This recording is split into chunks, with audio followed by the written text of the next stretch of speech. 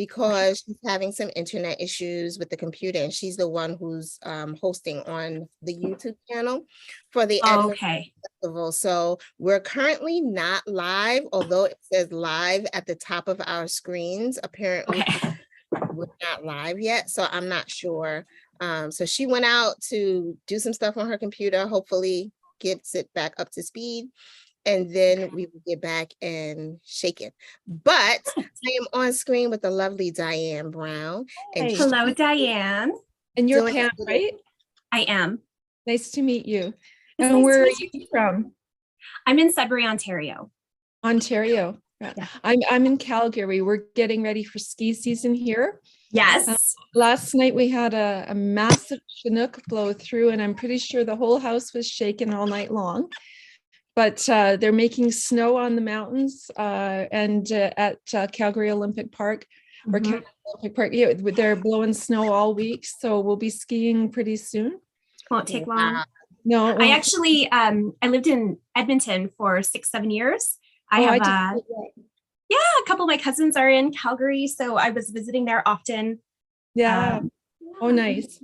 And we're so lucky where I live. I'm on the edge of the city here. I can just look out the window and all I see is mountains, mountains, mountains. So it's just beautiful. I'm very, very lucky. And my family is some in Airdrie, some in Cochrane, some in Lethbridge, and some in Vancouver. So my kids are all over the place. Yeah. But three of them are fairly close, so that's pretty good. Yeah. You know, I love being here with all you lovely Canadians. Seeing all these different areas that I've never heard of before in my life. You need to come up. Because we live in the most beautiful place in the world. I know. I really need to make my way to Canada. Okay. You're not far. You're only a few hours away. Right. That's right. I'm just always like, and this place and that place, and we got snow and we have sheets. I would be there. I want to be in Canada. You have snow too. We do. No, your snow, like y'all snow is different. It's beautiful. I don't know what Fahrenheit is for -4, but that's what temperature it is right now. Is -4, and that's probably cold. I don't know. Cold. Yeah, I mean, we're pretty happy here when we have snow coming down, because that means it's ski season and everybody's ready to go, right? We're plus 16 today. That is unseasonably warm here. Yeah, 2 weeks ago we were plus 24. And we were like, this can't last, because it was almost the end of October, and we're like, it's just so warm. And I don't know if that is Fahrenheit. I didn't ever learn Fahrenheit, but plus 24 is pretty hot. Mid to high 70s. Yeah, wow, so that's what it is here today. It's 72 degrees in November, and that's just not heard of. We had a hot summer, a beautiful fall, and we're expecting a lot of snow this winter. So our skis are getting waxed. We're getting ready for fun, and new parkas have been bought. New scarves have been knit. I love it. I love it. That's I love right. it. I love it. Yeah, we're getting settled in for a good winter. So Holly, you're back. What's the word? I am back. It turns out we've been live since I turned off my computer. We didn't say anything inappropriate. Oh, might as well get going. That's funny. They just watched us get to know one another and have nice conversation, and I'm fine. Right. And now we all know. Now everybody will know that they can crack a joke at me, and I'll be just fine. I love it. So Dianne, this is your moment, and we want to see all the beautiful yarn that you have with us, and tell us a little bit about who you are. I know previously we were live for a little while, and then so we want you to start from scratch. Just start from scratch. Okay, well, I'll expand a little bit more then. I'm Dianne, and I am the owner and sole proprietor of Woolly Time Yarns. And I'm also a registered massage therapist, and I work at a fertility clinic.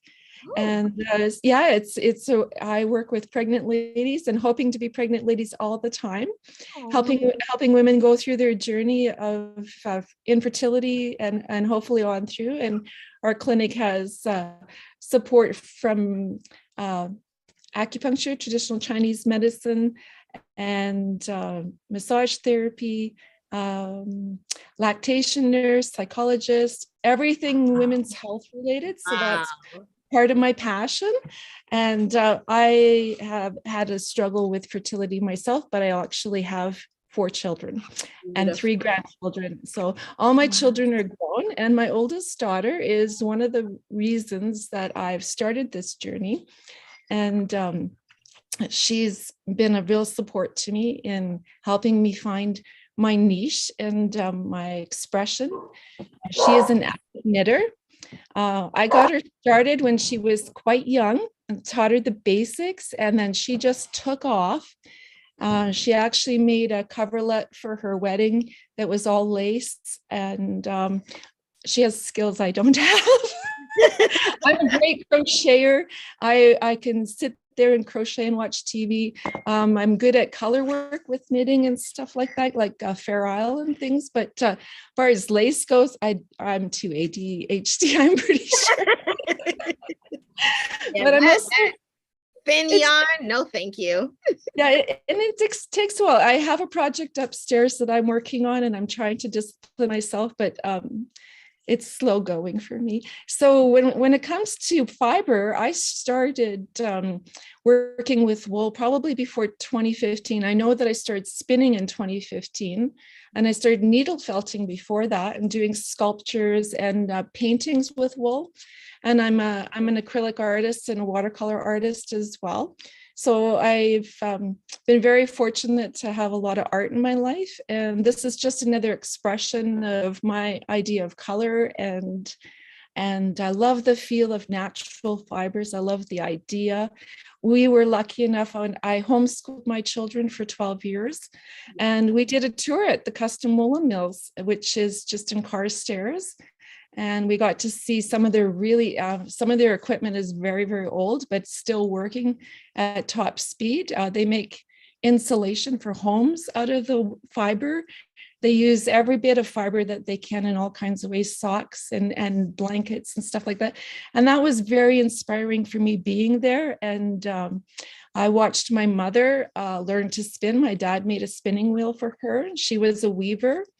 And my grandmother knit gloves from the yarn that my mom spun. Aww. And I still have them. They're a treasure for me because they're my mom's spinning and my grandmother's hand knitting with all the 5 little needles doing all the fingers on all the gloves. So it's something that I just kind of absorbed over a lifetime, right? And I love spinning because it's so calming, but I will never be a production spinner because that would stress me out. That's a lot of work. It's also like demanding, and I want to just relax.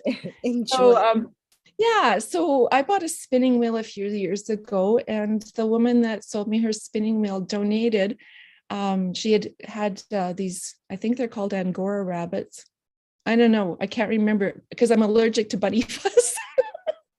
But she donated a whole bunch of her spinning to the knitting guild that my daughter belongs to, and they make hats for the NICU and blankets for the NICU out of acrylic because they have to. So this natural fiber stuff, I custom dyed it for the ladies at the group. We sold it and we did it as a fundraiser because it was a donation. And then they used the funds to buy more acrylic yarn for the NICU babies. Okay. So that's how our dyeing started. And Chantal is my daughter. She came and we did all that dyeing that day, all the custom colors for that. And that kind of got this ball rolling almost 10 years ago. And I've decided that as a massage therapist, and I'm 56 now, I'm probably not going to last forever. I'm pretty strong, but you know, age comes to us all.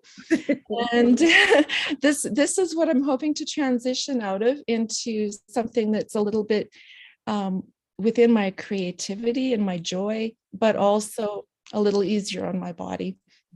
So this year, with her help, I've come up with some really interesting colorways. And my favorite one, I think so far, is I'm calling it Sweet Pea.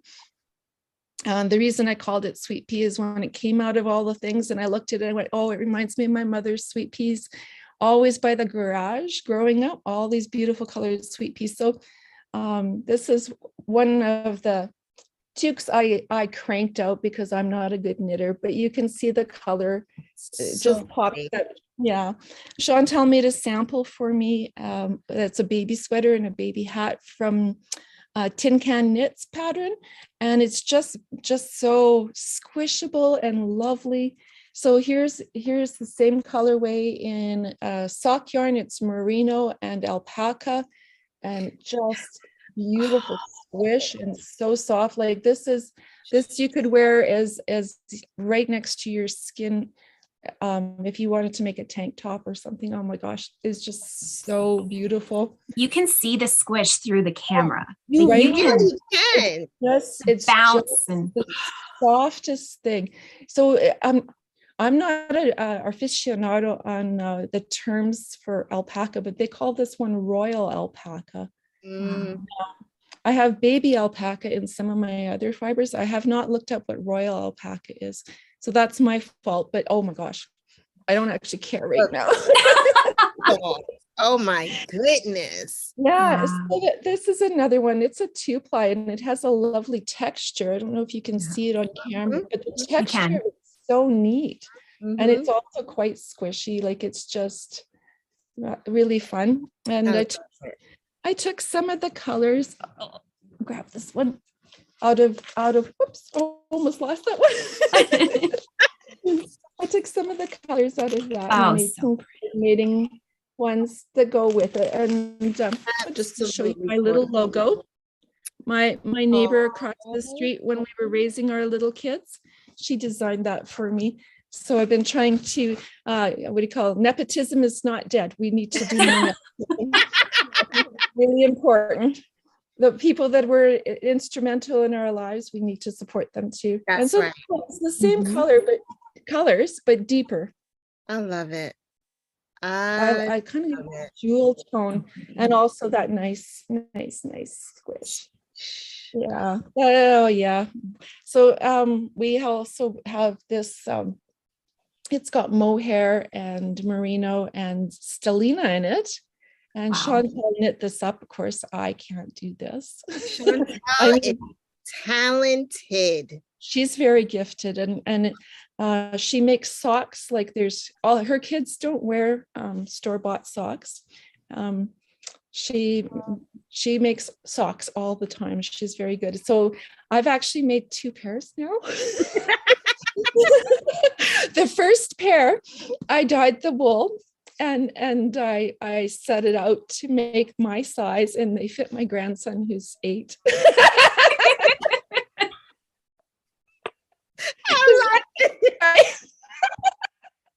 But anyways, the second pair is going much better. I actually get them.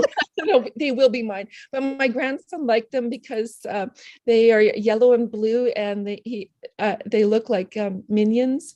Aww. He's thrilled. He's just thrilled. Super cute. I love it, Diane. Oh, look at this one, Pam. This one is my mermaid scales, and love the name. Yeah, mermaid scales. It's a sock yarn, and it's merino and nylon in there, so very durable, but also quite soft and squishy. I think it'll be a lot of fun for fun socks or whatever else you want to make. Absolutely. And, this is my latest colorway that I just came up. I have a few more. I have some hidden for the show. But this one, we'll just I'll undo this guy a little bit more, but it's hard to see. But oh my goodness. So there's some speckle and everything. And, I might call this freedom. I just, I'm a Ukrainian background, and I go to Ukrainian speaking church, and a lot of our newcomers here, they are so open to love and so open to making new friends and so open to building a new family here. and there's so much room for love in their hearts, and it's very I'm soft-hearted. Hey, I'm like, gracious, already, Davida. I know I'm very tender-hearted, and this, to me, I think this is what it is. It's going to be freedom. Absolutely freedom. Yeah. And then speckles, the stellina and the sock yarn are the same colorway. Now I cranked one out. But it's so stripy. I don't know if I like it, but no, that works up beautifully. Okay, good, because I think it's more of a boy hat than it is anything, but it does fit very nicely. So, love it. That's beautiful. Yeah. So I'm not a knitter. Yeah. And I did this guy, and that's a different, but also very soft baby colors and things like that. That color is right up my lane. That's beautiful. Yeah. Oh, fun. Yeah. Bold and charging. Yeah. I've got this guy here. I'm calling him Smashberry. Oh, that's pretty. Yeah, he's very pretty. And I have Smashberries. Oh no, this is strawberry cheesecake. There's strawberry cheesecake.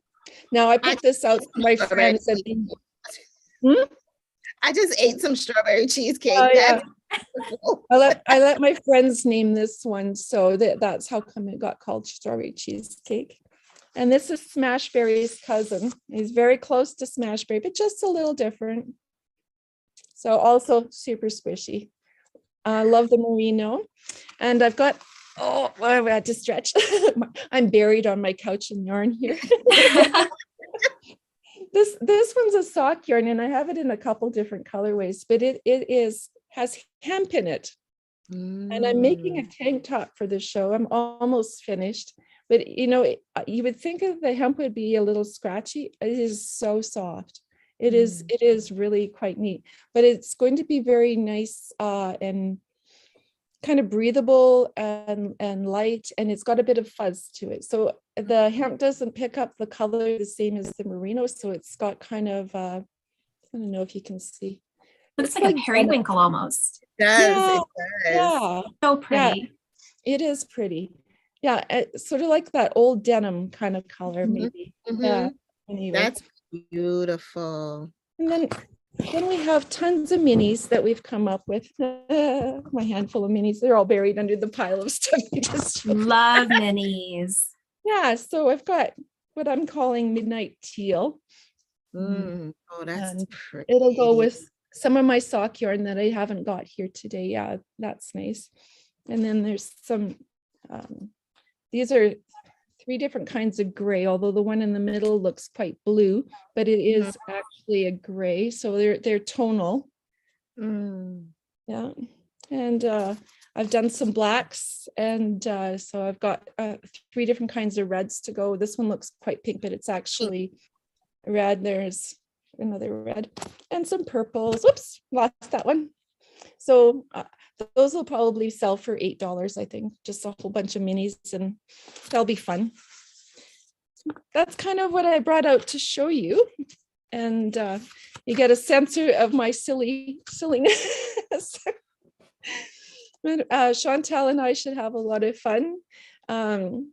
Today we had a little panic because they're trying to get snow tires on her vehicle, and we're taking her van out to Edmonton, and they couldn't get an appointment because everybody's left it to the last minute. So they're going early tomorrow morning. So we should all be good. It's going to work out. Everything will work out the way it's meant to be. Work out. That's right. Yeah. That's right. Yeah, and I'm so happy. Oh, I'm so happy that I got the pleasure of meeting you, Dianne. Your yarn is absolutely gorgeous. Your story is incredible. And I'm so excited for everything that you're going to do at the Fiber Festival. And I know those watching are looking forward to hanging out with you at your booth. So, yay, Dianne.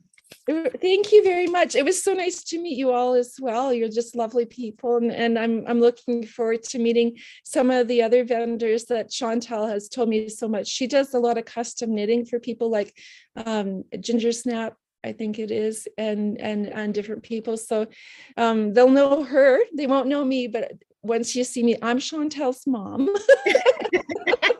So she's Mommy of Many Knits on Instagram, I think, or Mother of Many Knits, Mummy of Many Knits. And so she does custom knitting for some of the vendors already for a few years now. So yeah, it's all her fault.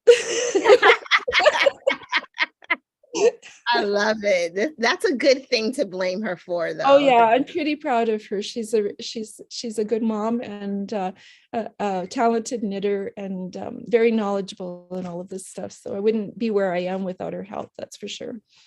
I love that. Yeah. Awesome, awesome, awesome. Any questions you want to ask me? Do we have any questions in the chat at all, Holly?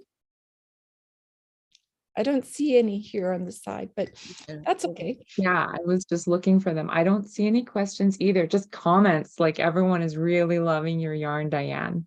Oh, And thanks. yeah, I don't know if you were able to tune in like late last night. I had mentioned you in particular last night because of like our conversation when you applied. And Yeah. you know, like when I had mentioned in particular, like it's so fun running the Edmonton Fiber Frolic because, you know, you applied and I remember calling you and being like, are you sure you're ready? Yes, and you know, Because- I'm terrible at my website thing, and I'm this weekend I'm going to turn it live. Chantel told me don't launch it until you have everything on there, and so I've been madly sticking everything on there. And I went, Chantel, I can't get everything on. I'm just gonna launch it. It's the way it is. So it's woollytimeyarns.com and it will be live this weekend. And I just you know what, it'll be imperfect because I am not a webmaster, but it will be live. And I've just given up getting everything on. It'll be what it'll be. Yeah, no, exactly. And that's the thing. That's the thing. I think, and I said last night on the live, like, well, first of all, done is better than perfect every time. Done better than perfect. Right. But that was the thing. I wanted to make sure with your application that you would just be ready and able to come to a show like the Edmonton Fiber Frolic. But at the same time, it's so important to me putting this together because I remember being a dyer first starting out and applying to shows and not getting in and applying to shows and not getting in because I didn't have all those big things in place. Yeah. And I just needed someone to take a chance on me. Like, just let me get my foot in the door. Thank you. And it's so important to me to make sure that I give someone else that chance, that someone finally took on me. And I am so delighted to see your yarns and to see like, oh, they're so beautiful. And we actually do have someone, Ashley just asked, what's your favorite yarn type to work with? Oh, well, I really like anything that has alpaca and merino together in it. I think the soft touch in it is so good. I don't care about superwash or not superwash. I think sometimes the superwash changes the fiber a little bit in the feel, but I know for most families it's a lot of work to go and hand wash everything, and I really get that that's kind of important. Yeah, I just, the softness is a factor for me. And I know durability, we want to sometimes use some other stuff, but yeah, kind of where I like to. When I'm spinning, I love merino too. So I don't know. Yeah. Corriedale has got a lot of loft to it, and spinning with Corriedale is nice as well. So some of that Corriedale cross, because they're part of that merino family, is really pretty. Yeah, I'm telling you, I'm still learning, Holly. Like they just say all these different words and Corriedale, and I'm just like, what's that? And I love it. I love that I'm on an educational journey thanks to this. This is so cool. So cool. Well, yeah. And I'm sure like, well, Dianne, do you want to answer that question? What is Corriedale? What does that mean? Well, it's a breed of sheep, and merino is a breed of sheep too. And a merino is part Corriedale and part is it Rambouillet? I can't remember now. they're a crossbreed that they, you know, and their fibers are usually around 21 microns, roughly 18 to 21 microns is a pretty soft fiber. And that's just the thickness of each little tiny hair, right? So pretty tiny. And the coarser the yarn, the different the application. So if you want a tough outerwear sweater, you want to use something that's going to wear really good. Like thick men's socks, want something durable and long wearing, but maybe not soft and next to your skin for babies and things like that. And of course, I just love the soft, squishy stuff. So yes. Okay, we have one more question and then we're going to move on to Pamela. Ashley's asking, she hopped on late. Do you have a favorite dyeing method? Yeah, well, I do lots of different ways, but mostly I do bring all of it to a nice warm temperature. I add in my color, I slowly let it soak in so it's deep in the fibers, and then I add the acid in and set it, and then I let the pans cool till all the color is absorbed out of the water. And so I guess you would call that probably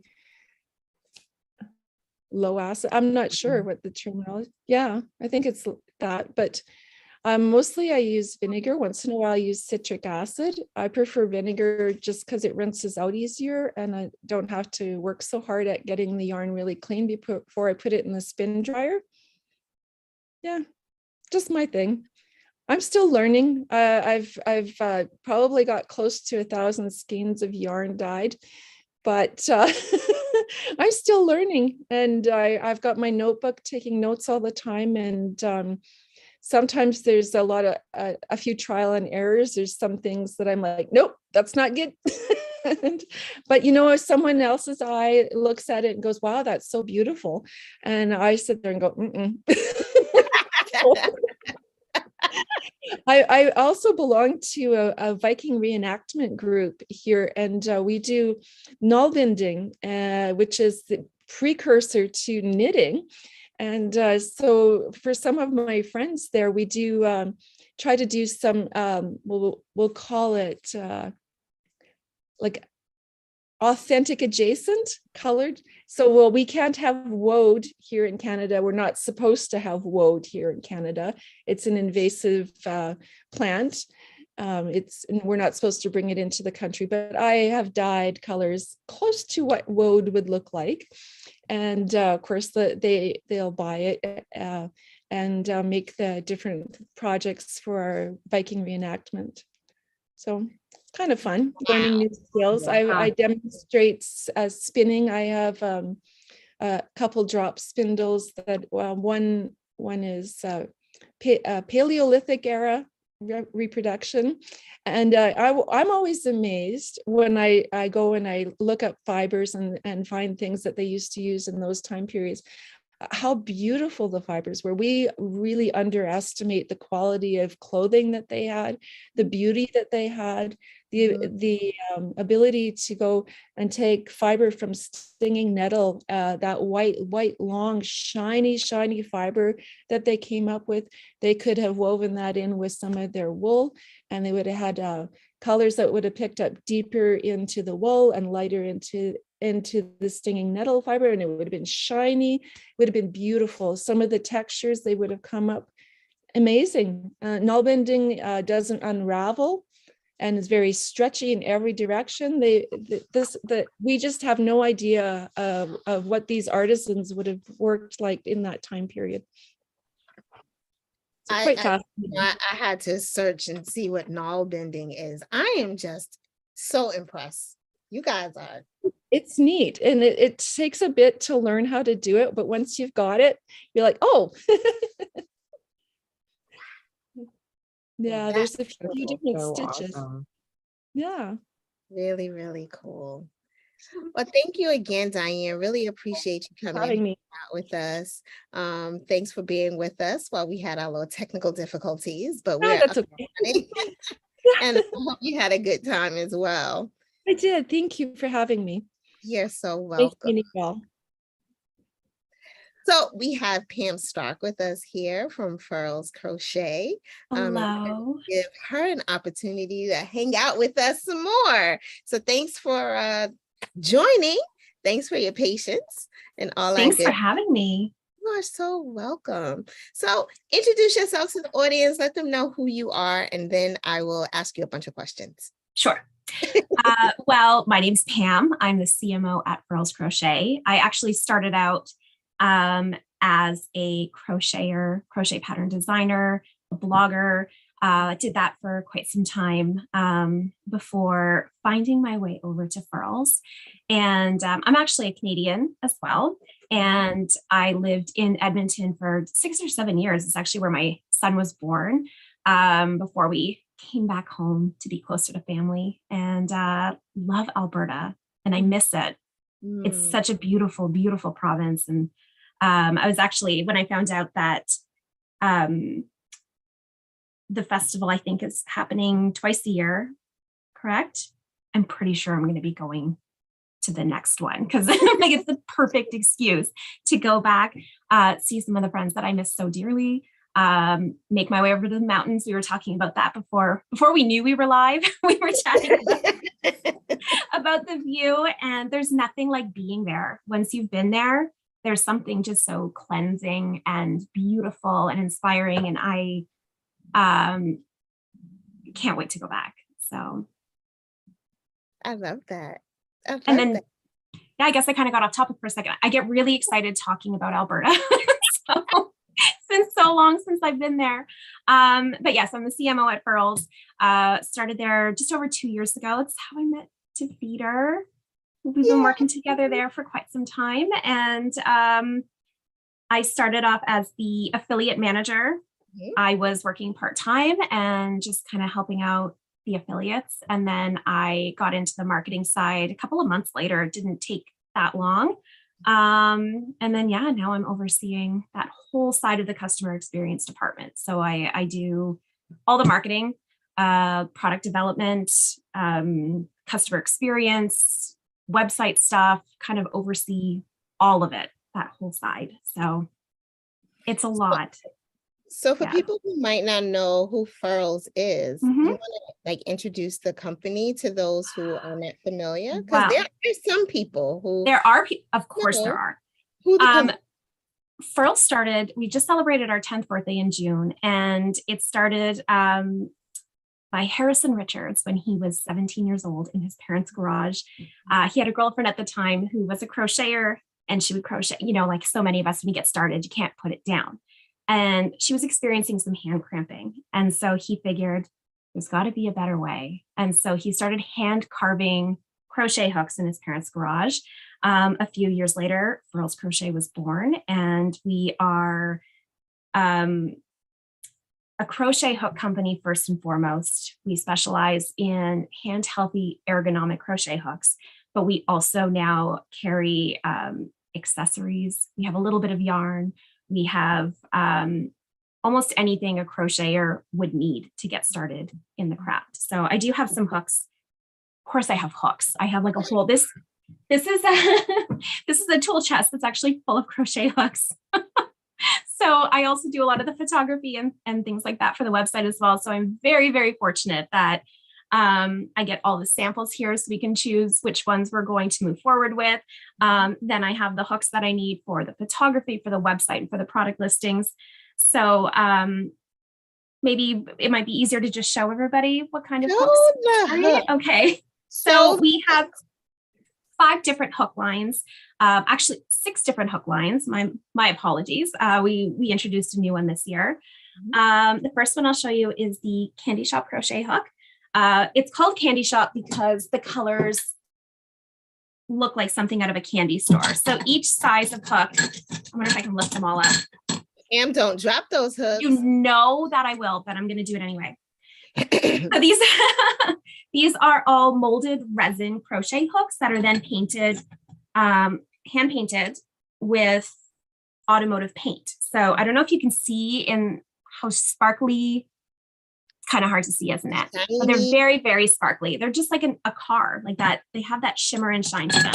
So these ones are one one of our shortest hooks. So they're 5 3/4 inches long.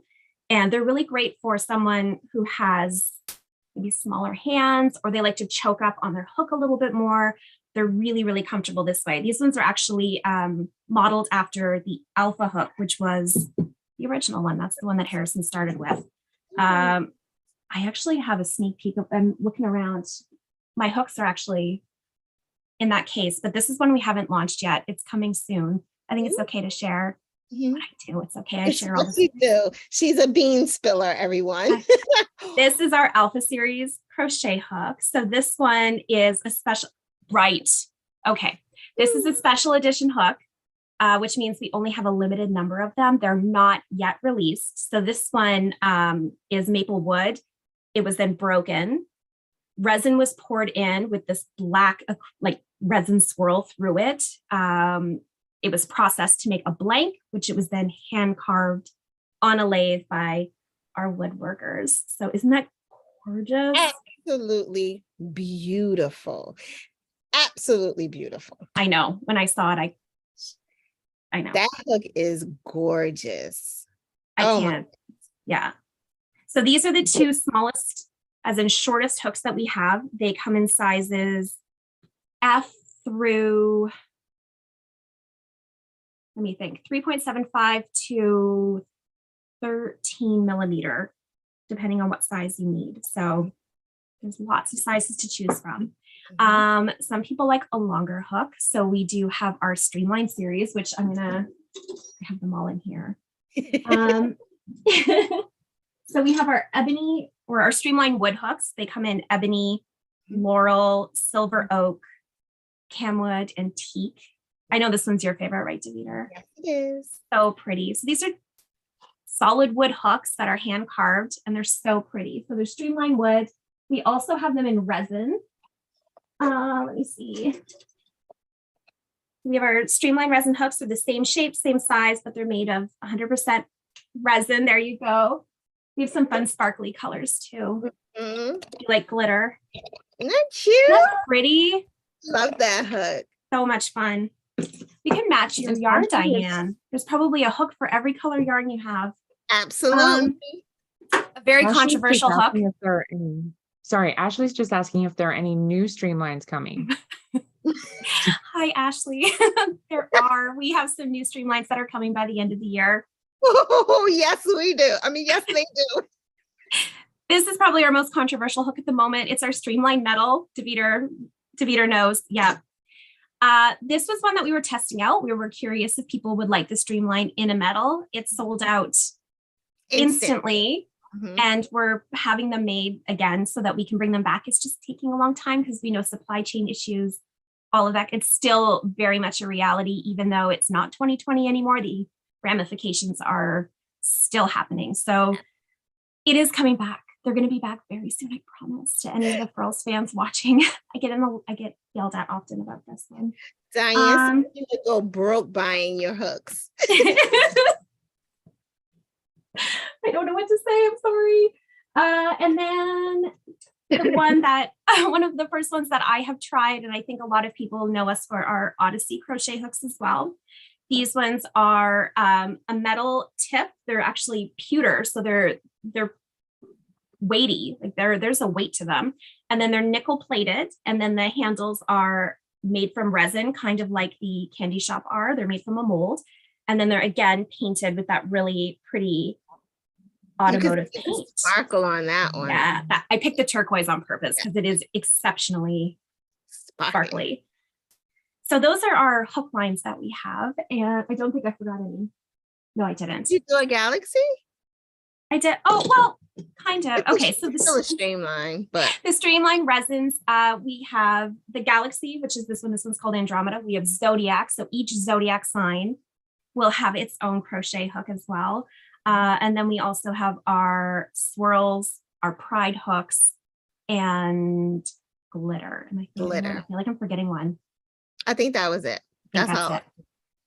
So basically, there's a hook for everybody. If you like a certain color, we have it. If you like a certain material of hook, we have that as well. But we're not stopping there. We're actually working really hard to bring some new products in 2023. We're working with some really great companies that are helping us in some research and development for some new product lines that we're going to be carrying, which we're very excited about as well. So I have a question for you. I know that there are a lot of knitters on with us today. I remember Yes. Furls used to have knitting needles. What's the story with the knitting needles? Neater. Okay, well, the story with the knitting needles is we had straight needles for a while, and we had discontinued them because we wanted to do something better. So we are currently working with one of these research and development companies to work on something that we're hoping will shake up the market a little bit in the knitting community. It is a type of needle that, well, they're going to be interchangeable circular knitting needles, and which I know there's a ton of them. There's a ton of them, and I get that. But we're working on something that's going to be a little bit unique. Otherwise, why bother, right? There's tons of great needles on the market already. Why should a crochet hook company bother trying to bring something as well? But I think that we do have something that's a little bit unique, and it's going to be beautiful and durable and easy to use. And we're really excited about it. So something that hasn't been seen before as far as some of the parts go, if that makes sense.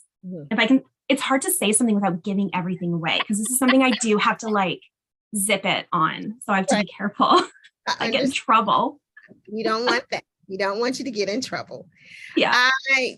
Every time we have a conversation, you always spill some beans and you always tell us some fun things. So thank you so much for sharing that beautiful alpha hook with us. Does anybody have any questions for Pam? Is there a sale going on right now or something?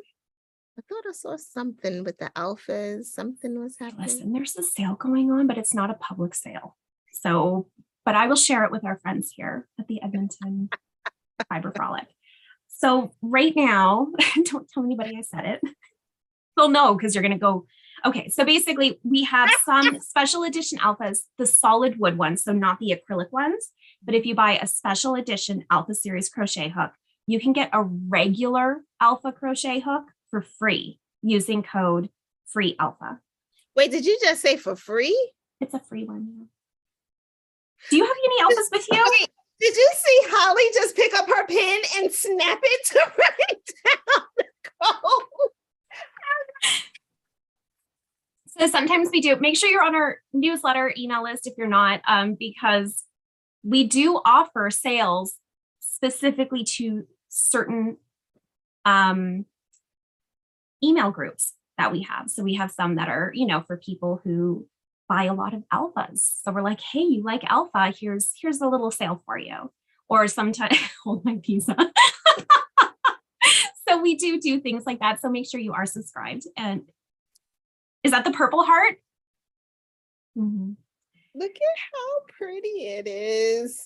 And each one's different. So the alphas, like I had said, they are hand carved. So each handle might have, some might look like this. Some might have, like DeViters has, the detail might be in a different spot. These wood carvers are artists. And so they do have a little bit of creative license that they can have, as long as the shape is the proper shape. Mm-hmm. The details will be different on each one. And each one is so beautifully unique. And they have said that they kind of let the wood speak to them as they're carving. So they tell a beautiful story. Yes. So it's furlscrochet.com. Mm-hmm. Definitely go and, pick up your hooks, go and see what's going on, sign up for the newsletter. The emails come from Pam. She's very personable in her emails and funny in her emails. I like a good pun. Some kind of pun in there. So definitely go and check it out. The holiday season is coming up, and Furls does some amazing sales during the holiday season. So I encourage everybody to go sign up for Furls Crochet. It is worth it. It is worth it. Trust me. Okay, so now I have a question about, because that alpha hook, like, oh my gosh. I have really long fingers. And I keep going back to my little like aluminum red heart because, I get all these other hooks and they say there'll be this, that, the next thing, but I go back to the aluminum red hearts because they're not. And I, to be honest, have never had a Furls hook because I'm like, well, I keep trying all these things and I spend money and then it's not. And I go back to the little aluminum red hearts. Streamline hook. You The need a streamline. Okay. Yeah, you need a streamline because, like you said, you have long fingers. This is the hook that you need to try. I'm telling you right now, once you try it, you will never go back to an aluminum hook again. I remember when I was first introduced to Furls crochet, my good friend Michelle introduced me to it. She brought me a candy shop hook and I was like, what's the big deal with this? She saw me one day crocheting with a metal hook and she gave me the hook, like, use it right now. I started using that hook and I have not gone back. I remember I didn't have a particular size and I was working on a project. So I was like, okay, I gotta get my metal hook. My hand was like, what are we doing with this thing? We can't function like this. So I'm telling you, try a streamline because it's longer, and see what you think. The great thing as well about Furls is that you can try it for 90 days. Try it. If it's not for you, we will send you a full refund, no questions asked. So there's no real commitment. You can just try it out, see how it is. There is a little bit of a learning curve because if you are used to pinching on your hook because it's so tiny, and then you go to something that has a little bit more girth. I was going to say girth. I wasn't sure if that was the right word. A little bit. Chunk. Okay. Sorry. Okay. Body. The hook got body. So if you go to something that's a little bit wider at the where you're going to hold it. So anything else. So make sure that this is where you're going to be holding your hook and you're gripping it, because this is designed to be a specific width to help relax your metacarpal phalangeal joints, because that is what, if you're pinching, that is going to cause that hand pain through your wrist, through your elbow, up into your shoulder. So this helps relax it, which means if you're not used to relaxing it when you're crocheting, there will be an adjustment period where you're going to have to maybe, work on your tension a little bit more and get a feel for it. The first couple of times I tried mine, I did have a little bit of cramping. Nothing bad, but it was one of those things where I'm like, oh, I thought this was supposed to be better. But it was because my muscles had to relearn how to hold the hook to get the stitches. But then, like Davida said, unfortunately, when I went back to trying a different hook, because I didn't have all the sizes yet. Your hand is like, what is this? You know, it's like buying a name brand and then going to get the knockoff. And you're like, yeah, I feel the difference. There's a difference. There is a difference. So, and we also have all these different hook lines for a reason, because not every hook is going to be great for, I have smaller hands, smaller fingers. I find that the alphas and the candy shop fit really well for me. I also really like the Odysseys though, because I tend to use a lot of fingering weight yarns, and I make a lot of garments that I know, Davida, I know. And so I like the Odysseys because of the weight, because when you're using a lighter yarn and you have your heavier hook, there's something about that balance that's really nice. So yeah, I mean, try it. If you don't like it, send it back. Take it back. But now that I've kind of spilled the beans on one of these hooks, Davida, I know we were talking about doing maybe a little giveaway. So maybe just give away one of these. I think instead. so. Is that okay if we do that? Yeah. Yeah. Holly's like, sure, go for it. Oh, I like to give stuff away too. She does. We like to give stuff away at the Edmonton Fiber Frolic. So yeah, I told people y'all should come. Pam's gonna give something away. I don't know what to give away, but she gonna give away secrets. I give away products. I'm left unsupervised. This is what happens. So we can give away. This is not yet released. It's not released yet. So it's not even going to be released for a few weeks. Oh my God. which means you have to be patient. Don't come at our customer service department with when are the hooks coming? Because I get in trouble all the time that I say things and then they're flooded with emails. So what are we going to make people do to enter to win this hook? I don't know. Holly, what do you think? How should people enter? I don't know. Oh, Connie's just saying, she's like, the site is awesome. She's so excited to place her order today. Oh, That's what it's Ashley's about. asking what's that one called? Like the official name. I think it's called the Alpha, the one that's broken. What's the broken Alpha called? this one will be called, because it's not on the site yet. Even if you search, it's not on there. This will be the Maple and Black Special Edition Alpha. Okay. So there's just a section with alphas, right? There is. Okay. Oh man. I don't know. What should we have for this year? What's gonna work? What do you think? Well, I guess make sure you're subscribed to the Edmonton Fiber Frolic YouTube channel. Yeah. And subscribe. that would be a good one. Mm-hmm.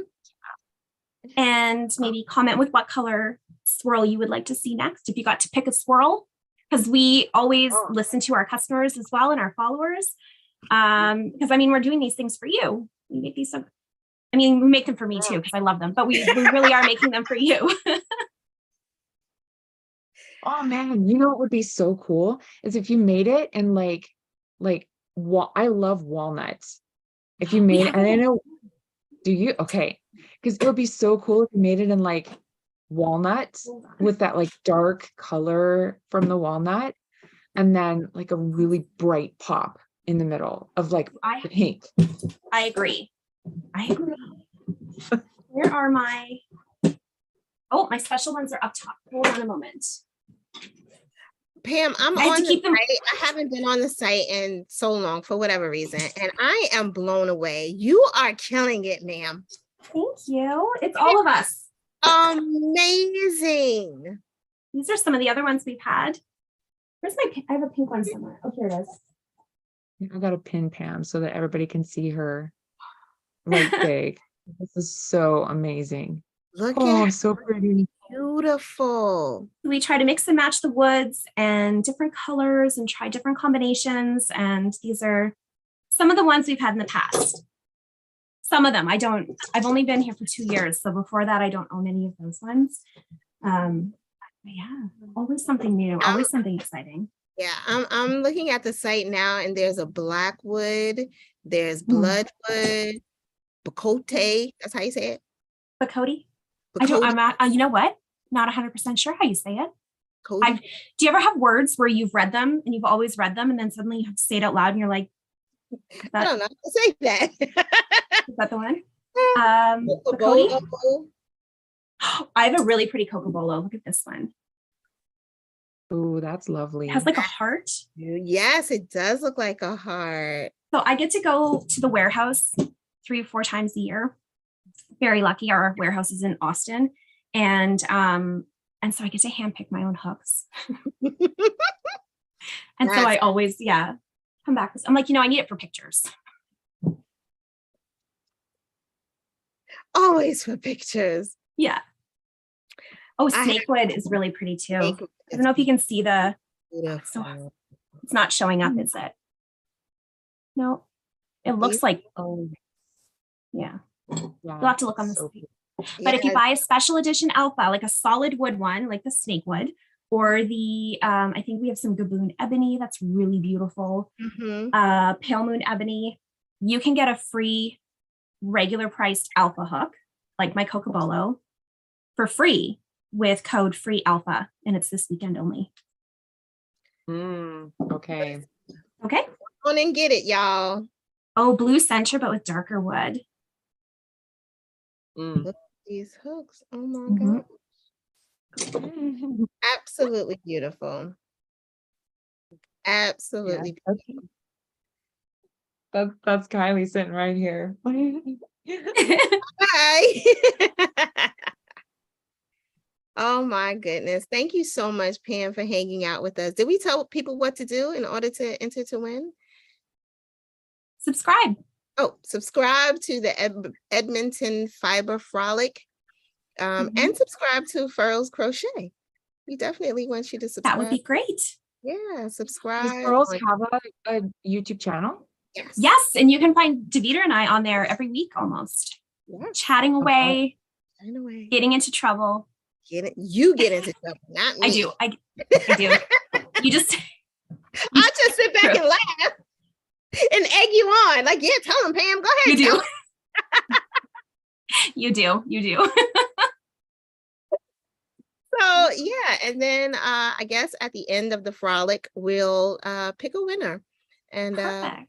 yeah, I think that's a great idea. So at the end of the frolic, we will pick a winner, you know, of those folks who are here hanging out with us. We are so happy that Pam had some time in her weekend to come and chill out with us and chat about Furls Crochet and all the amazing things that the company is doing. Make sure that you tune into our lives on Facebook and on YouTube. We try to go live at least once a week, on Thursdays usually. So come and hang out with us. It's always fun. There's so much more about Furls Crochet. They also have a magazine called Crochet Foundry Magazine. And the latest edition was just released day before yesterday. The November issue was released yesterday. And how many patterns is in the magazine? I believe it's 6 patterns each month. And yeah, they're beautiful. They're Really well absolutely done. beautiful. So go and check out the magazine, check out furlscrochet.com and get you some hooks. Go get you some stuff, some accessories, whatever you need, it's on there. Thank you again, Pam. Thank you, Davida. Thank you, Holly. Thanks, Diane. See you Thank next you so much, time. Pam. Bye-bye. Already buying them. What we got next, Holly? You know what? We were supposed to have Katie with Atelier Nekazuki next. But I don't see any trace of her. So, and I've sent her an email just to let her know, make sure that she got the right link and all that stuff. But I don't know. Might be just us for a little while. Oh, okay. So it is birthday weekend. So I have a very good friend of mine who's taking me out this afternoon. So I'm super excited about that. But I was going to ask you, because you said you were making a crown and people have been asking, did you finish it? I gave up on my crown because the pattern said something. Hold on, let me move this so I can see what I'm doing. It said something about crocheting around the leg. And I was like, what the heck is the leg? Hold on, let me see if I could find the pattern. But this was the crown I was going for, and I was going to starch it. But there's still more to it. Like there's points that need to be made and all this stuff. And I'm like, I don't know what I'm doing. I have to find the pattern so I can tell you what it said that I was supposed to do. Let me see if I can find it. Crochet. I was like, what am I supposed to do? It said 4 double crochets into the leg of the last single crochet. I was like, I was confused. I was so confused. And it's such a beautiful pattern. Let me see. I don't know how I could show it to you guys, but the pattern was written by, what is her name? Loda Nutter Loda Breyer, Breyer. And this was all the way back in April of 2015. And it's such a beautiful, beautiful pattern that I found on Ravelry. And there is, let me see, it's round 7. Was it 7? No, round 8. Single crochet 4. She said single crochet 4, and I did. And then it said slip stitch at the top of the triple crochet here. And then it says single crochet 4 into the leg of the last single crochet stitch. What does that mean? I don't know. If anybody knows what she's talking about, you let me know so I can finish my crown and I'll just be a princess for another day. But this is what she said. I was so confused. Like, what does that mean? Single, I don't know. I was so confused, but it's a beautiful pattern and I'm gonna figure it out one of these days. I wish I could send you guys what it looks like so you can see it. Oh, actually, I'll just send you all the links. So if anybody wants to put it in the chat, you can, but I'll send you all the link to her Ravelry and you can see what the crown is supposed to look like. It's absolutely gorgeous. I just don't know what she means. You know who'd be good at figuring this out is Leanna of Crafty Bones. That's I right. am terrible. I'm good at making up patterns. I am terrible at following patterns. Every Really? single time I go to make something that I didn't design, Leanna has to help me figure out what they're trying to say. Okay, so I'll hit her up. Like, hey, help me figure this out because I do want to finish it and I want to start it. And maybe I'll wear it for next year, but I really did want to wear a crown that I crocheted, but I got lost. I got so lost at this peak. I was like, I don't know what to do. I was so sad. I was crestfallen even. But yeah, that's where we are with the crown. Okay, you know what? She's in the comments right now on YouTube because she's in Chicago with her husband. So I'm gonna copy That's this. right. And I'm gonna paste it in the comments. Chicago. Yeah. So I'm gonna copy this and paste it in the comments and she'll figure it out for us. Yeah. In the meantime, since you're here, I know she's laughing at me right now. Since you're here, Dianne, do you want to show us more pretty yarn until Katie hops on? Or if she doesn't hop on, I don't know, maybe you'll just get extra. Well, yeah, I'd have to run and get some. My pile's here. Hold on, hold to that thought, and let me go and see what I can grab real quick.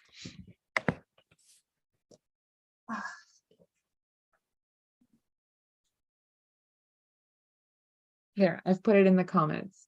My daughter just sent me a picture of her friend crocheting and the poor little baby is dropping stitches. I'm like, let me see if it'll let me show it.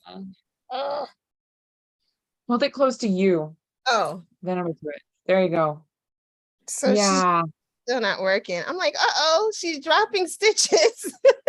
Yeah. It happens to everyone. Everybody. All the time. Counting is so important. Like you get so accustomed to just doing the rhythm of the thing, but once you stop counting, rest assured you're gonna drop a stitch. I'm like, hey, where did you remember this? I know. Every time in beginner crochet, people are like, so are you like, you don't have to count anymore? I'm like, no, I count all the time. Mm-hmm. You have to. Otherwise, like you completely screw up. Especially, you say you do a lot of AMI, right? Yeah. I know. Yeah, that's the thing that because I'm teaching an amigurumi class right now, and I was like, yeah, y'all have an advantage because you're learning amigurumi first, so you'll learn to count first. Yes, so important. Some of the first projects I made crocheting were animals. And that's 35 years ago when my kids were really little. Before, is it amigurumi? Amigurumi. Yeah. Before that even existed, and I look at all these cute patterns now, and I went, "Oh, I remember doing stuff like that." And then would latch hook the yarn on afterwards, and then brush it out to make them furry. Wow! And, oh my gosh, yeah. So I brought another one that I have here. I call it Forest. That's and it's so it's kind of nice. I don't know. I like this one. Again, because it's quite soft and lots of squish and stuff in that. And I put a pom-pom on this. I'm going to bring some of these pom-poms. They're snap off, so they're easy to take off when you launder and snap back on. And if you want to put it under your helmet when you're skiing or snowboarding, you don't have the big lump there. Mhm. And this one also fits quite nice. So I might wear this one. That's nice. It works up beautifully. Yeah, it's so nice. And I've done it double thick because we have wind here all the time because being so close to the mountains. And double thick wool, I think as it gets worn, it's going to even maybe felt a tiny bit, not a lot, because it's superwash, but maybe a tiny bit. But that'll just be even more windproof. And I made the brim extra deep, so it's thick over my ears, because that Chinook wind sometimes just gives me an earache. And did that. I've got this one. It's what I'm working on my lace stuff now. It's pretty hard to see how fine this stuff is. You can tell. I have no fingernails because I'm a massage therapist, but this one is got a lot of mohair in it. And I posted it on Instagram. I did a center pole ball, and I was doing that lace that I mentioned earlier that I work on, and mohair grabs onto each other. And I went to go pull from my center pole ball. Oh no, do not make a center pole ball with mohair yarn. It will just knot on itself like crazy. Oh, so man. yeah, make a ball and go from the outside. You'll be much happier. And if you have to undo it, just go slowly because the little hairs on it. But this is just lovely lace weight stuff that we have. What And, size hook do you use when you crochet with that? This I haven't crocheted. I'm knitting it with Okay. it's 2.3 Mhm. millimeter, really Mhm. tiny. Probably when you're crocheting about the same, quite tiny. Yeah. Mhm. But so here's a sock yarn that we did, and of course some of the minis that I did will match up to this guy now. I reskeined it so all the colors would be kind of all blended together, but you can see how fun the socks would be for that too. Yes. Yeah. And this one's a 2-ply. It's got a bit more texture to it, but again, it's a sock weight. Yeah. Oh, how about this one? So that's with resists and some quite bright colors in it too. So black socks with pops of color. Yeah. I have to dig through my unprepared part. Okay. You're doing good. Oh, Another sock one. so pretty. Yeah, lots of fun. Of course, with socks, you can kind of go a little bit more nuts on colors and make it your own. Again, there's that midnight teal kind of color, really deep teal with lots of dark pools of color in it, basically. So pretty. Yeah. What do you use to dye? For far as my color, I've got a lot of Dharma. I don't have all the colors, almost, but yeah, quite a bit of that. I also there's a company that I buy dye from, the lady in Ontario. It's called Primary Fusion. Have you heard of them, Holly? Primary Fusion? No, you Primary Fusion. You use four colors of dye, and yeah, 4. This is my 4. I'm learning to count today. 4. So you have a brilliant blue, fuchsia, yellow, and black. And the ratios are in the book that Primary Fusion has. And when you buy the kit, you get scientific measures like 1/24 or 1/32 of a teaspoon. And so I have their wool swatches of fabric. I could show them to you if you like. I flog her product. If you want me to grab it, I can grab it.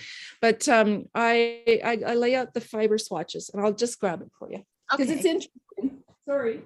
Yeah, that is interesting. And while she does that, of course, Leanna has solved our problem. So I'm going to copy and paste her comment. She did? She figured it out? Yeah, of course she has. She's brilliant. Thinking smart. So I'm reading her comment. Okay, cool. That's nice. All right, so I have them in a little jar. So this woman, there's hundreds of these little tiny swatch. Oh, I'll grab one. Oh, I can't grab it. It's falling out of my hands. But you can see they're stapled together. So it says PF number 9 on there.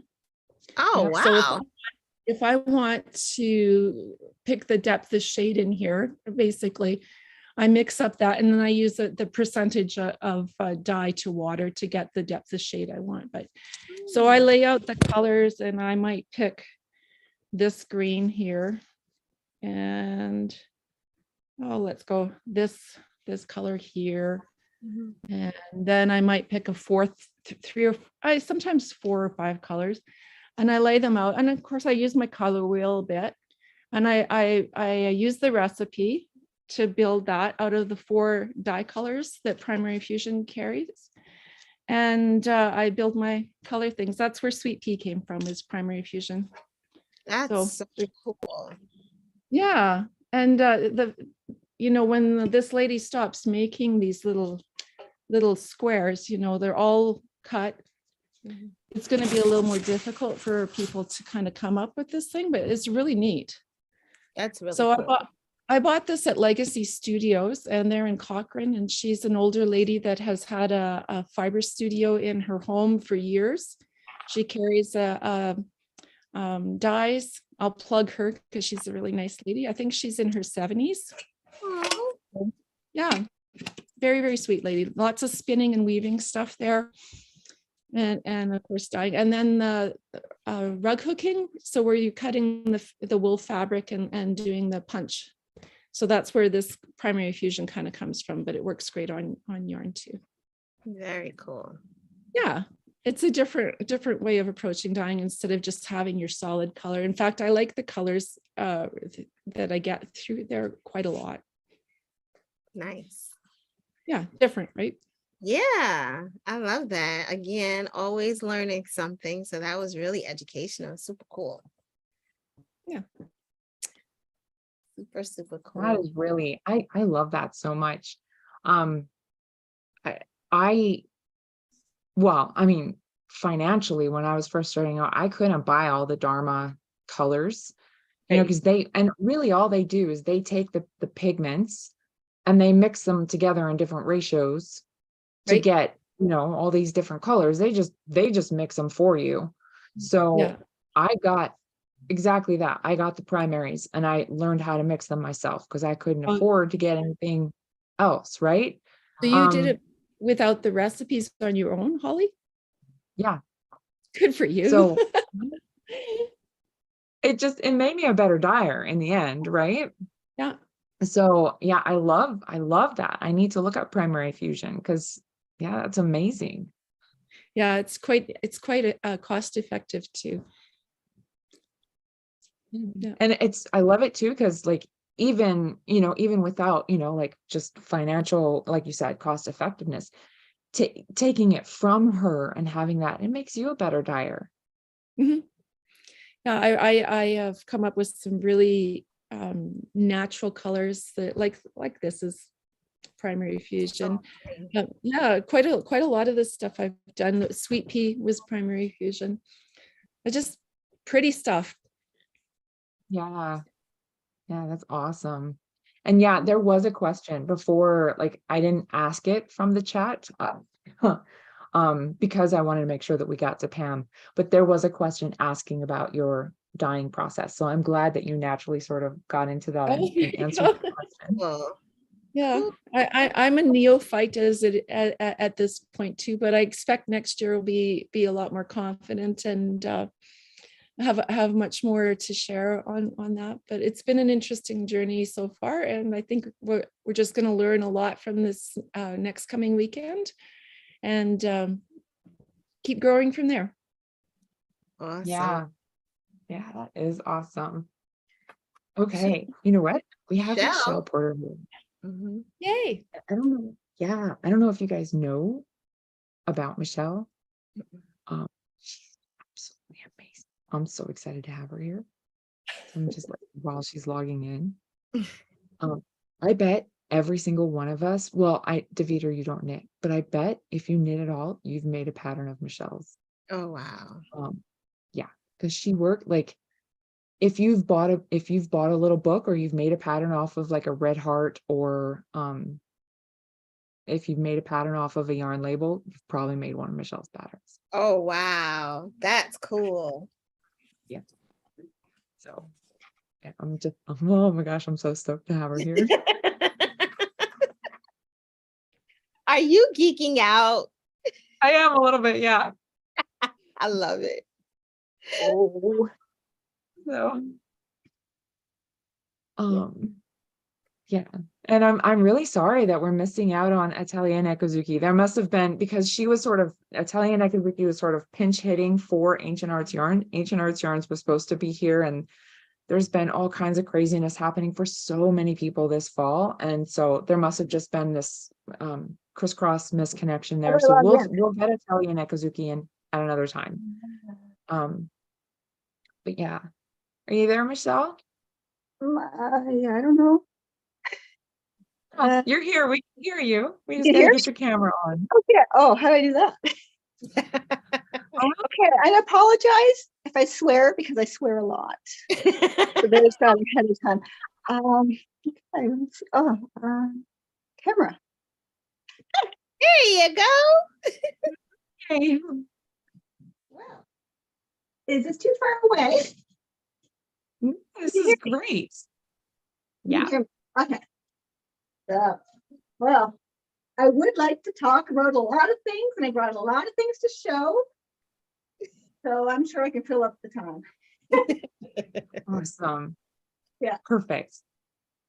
Okay. Well, like I said, I don't know if you heard me saying, I just was like, oh my gosh, I'm so excited to have you here, because maybe a lot of us don't. Sorry. Oh yeah. Yeah. They're more natural light now. Yeah. So I think a lot of us maybe don't necessarily know you by fondle patterns, but I was saying, like, almost anyone who's ever knit anything has probably made one of your patterns. So because of the design work that you've done. So I'm going to like shut off my camera and mute myself and let you just take over. You can interrupt anytime with questions, because it's going to be probably more flow if you ask the question while I'm talking about the thing. Okay. All right. So that is the problem. I started in the business a very long time ago, 30 years ago, at least. Things have changed. Most people don't know me or have never seen me. I'm not that public. The things that we used to do were submit our patterns. The yarn companies would take over. They would do the photography. We never saw them again. We got paid, and our names did not go on them. So if you've ever bought paper patterns, that's where they come from. Now, Ravelry is such a new thing, and all the Instagram is such a new thing. I mean, it's not new to anyone young, but before we had to do things a different way. So you want to know a little bit about me? I've always been a knitter. I started when I was a child, very small, with my grandmother, mostly doing Barbie doll clothes. And I did some pretty intricate things back then.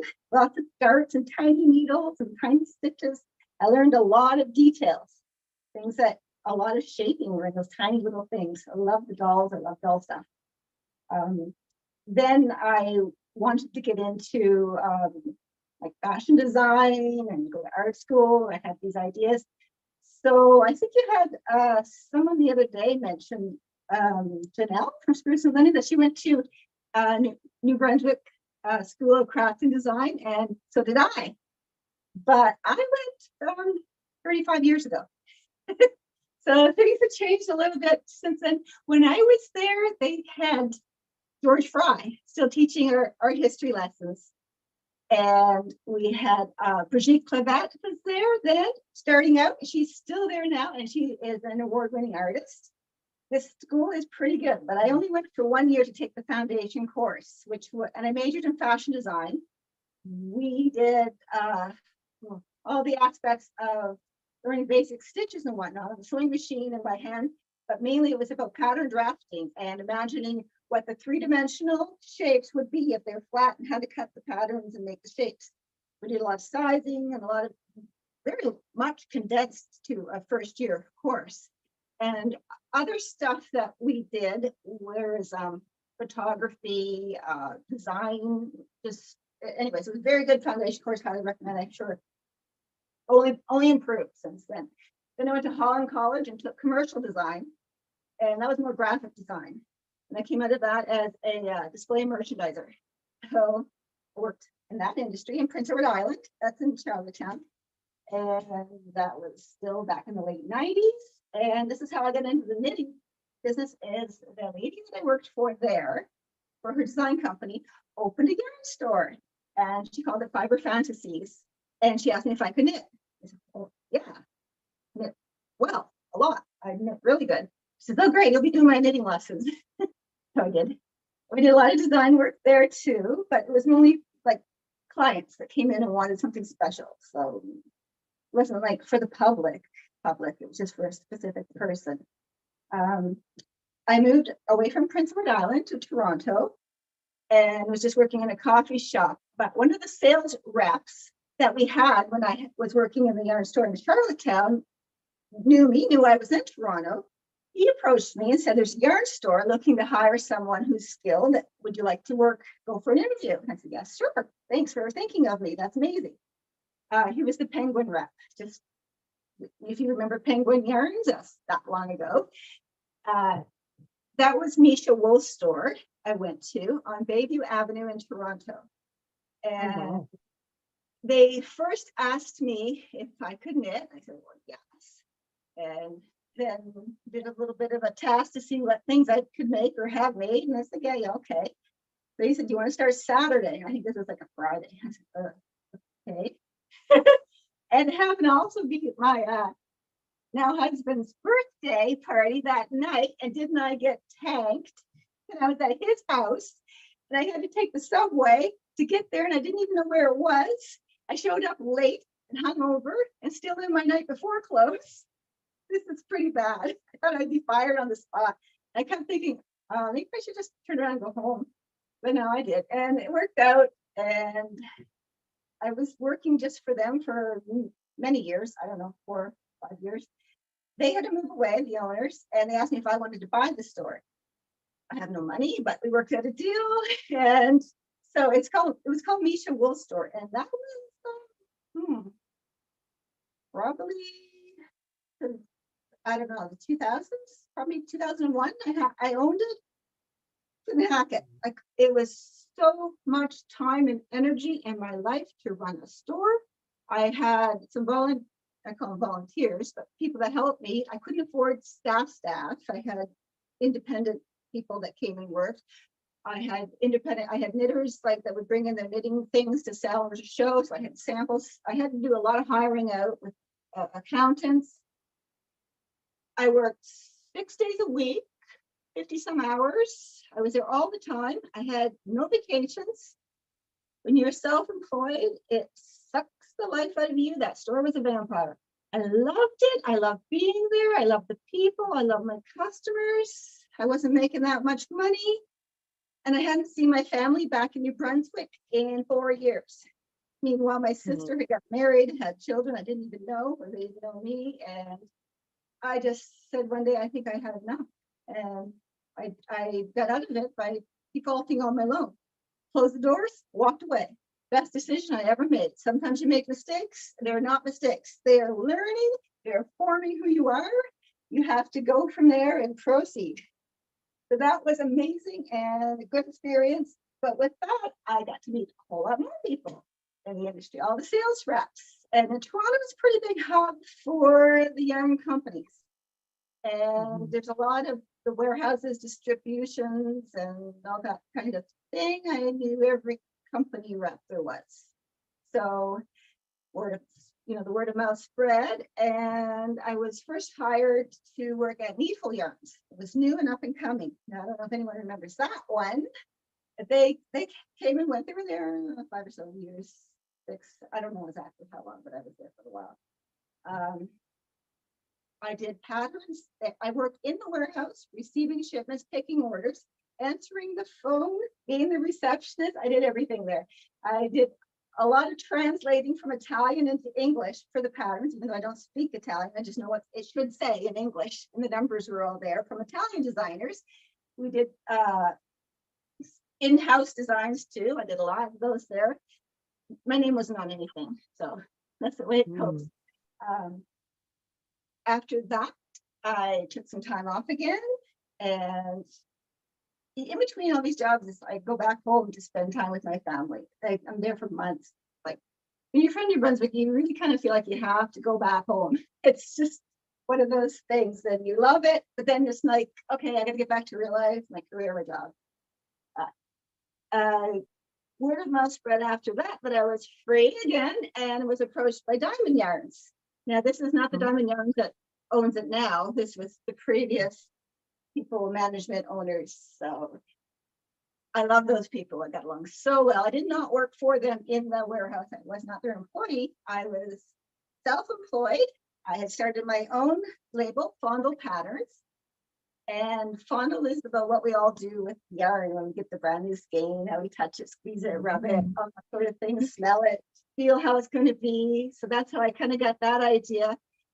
I had started my own business at that time, registered it. I had about 40 things knit, photographed with film, and not digital.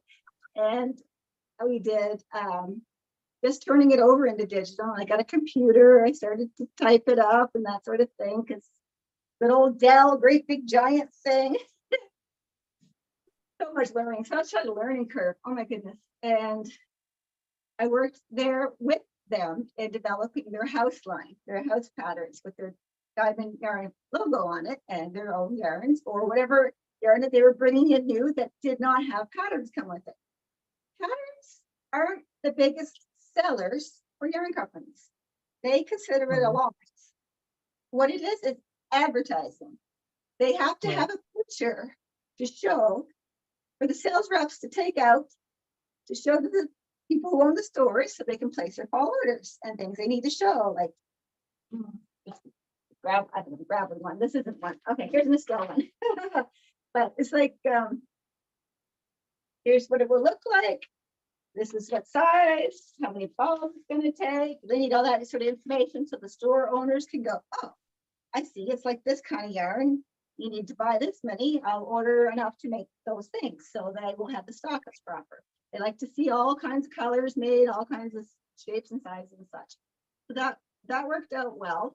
I started putting my name on the patterns then. First I was sneaky, was making it tiny.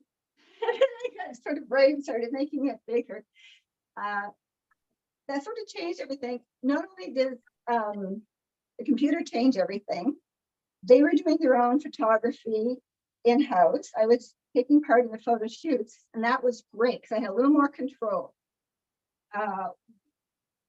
Not so much a secret, but back in the day, we didn't use test knitters. There was no test knitting. You did one item, they took the picture, you wrote the pattern, you had perhaps a good editor that would proofread it all, go and recognize mistakes if there were any, but mostly it was typos and spacing and things that are just a bit of skews because you wanted it to look good. They trusted that our design was correct. And I'm going to say with a lot of, I don't say pride, but I think they're pretty accurate. And there are typos. In the old ones, there are typos. That I'm embarrassed by, but you can't really, it happens in everything, especially the magazines and stuff. After the Diamond changed hands, I backed out of that arrangement. But during that part, they also hooked me up with Mirasol. So I was part of the Mirasol design team. And Mirasol does a lot of the South American thing, and this one is very popular. That was like one of the ones I have some of the garments here, so I can probably show them after. So I was on that design team. That's international, and they had a lot of different standards for that we had to follow. It was Designer Yarns in the UK. I think Knitting Fever handles it in the States, and it was Diamond Yarns here, but it would have the Mirasol label on it. So they handled a lot of. So you submitted your stuff, and they put it all together, and then it's out there. But we didn't really get it back. We didn't get the final stamp. We didn't see what it was going to look like until it was up there, and it mostly wasn't digital. It was brochures, like Right. pages, stuff for the yarn stores to sell. Patternfish started to get on the scene. They had a lot of downloads. They took a lot of the paper patterns and scanned them and made PDFs. So you were able to go online and get something that was only available in paper before, now available as a PDF. That was a big changer. And then Ravelry too, but you had to load them yourself to Ravelry because the yarn companies weren't sitting there loading patterns to Ravelry. That was how they gonna make money on that? Well, they did. They got, when a pattern was sold, they got into their account, but they weren't going to pay staff to just sit there and load all those patterns in. So a lot of them aren't in there. Hundreds and hundreds and hundreds aren't in there, really.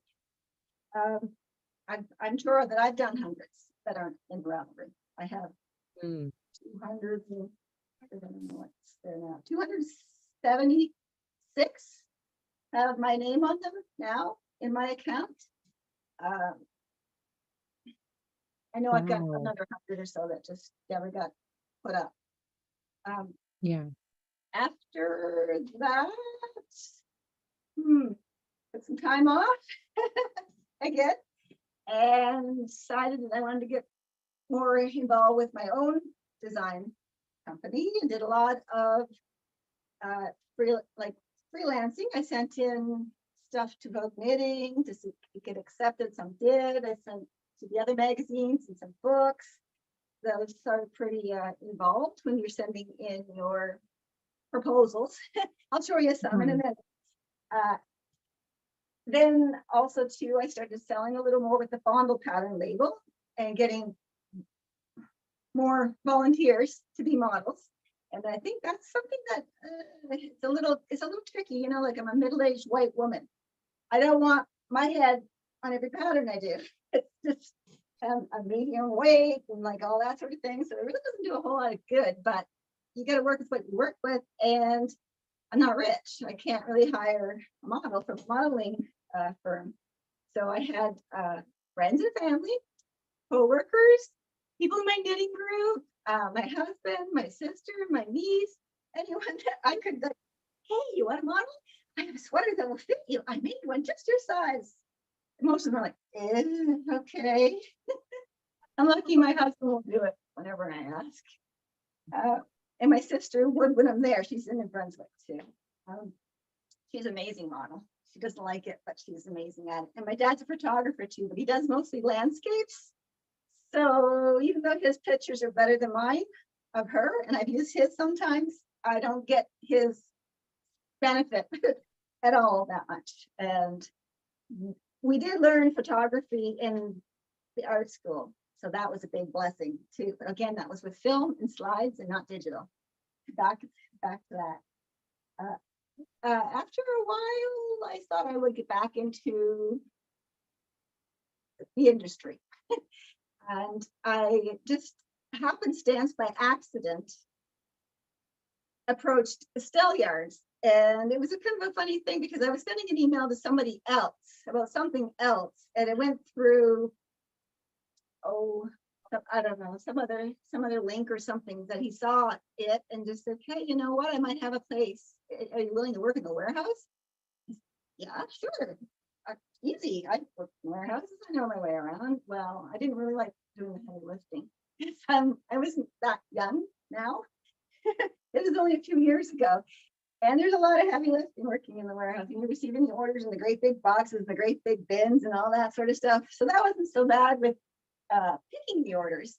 You get the big printout, you go for all the stores and you pick everything on the list, put it in the box, check it off, send it in to get the invoice. That's fun, actually. It's like shopping. Like shopping, Yeah. for yarn, but it's not mine, but that's okay. Someone's getting it and it's so beautiful and you get to look at it all. And I was doing patterns for them too. And previously they didn't do a lot with the online patterns either. They did paper. They mostly had free ones that were like on a tear-off sheet. Then they started to get into the ones, the PDFs online, and I was right on top of that. That was right up my alley. So I did quite a lot of samples for them. They have all their patterns on their website free. Every one of them is free. You go on their website, you print it yourself, you use your own ink, you know. Some stores will offer a copy that's already printed, and they used to print out some to send to some stores. So they would have those in some of the stores. After that, I took some time off again. I started working on my, I don't know, I seem to like to switch it up after a while. I can't stay too long in one place. I did some freelance work for Zen Yarn Garden. I did a whole series of their yarn boxes. They did shawls, and there was like a petite shawl and a big shawl. All the samples they have. This is one of the most popular ones I did for them.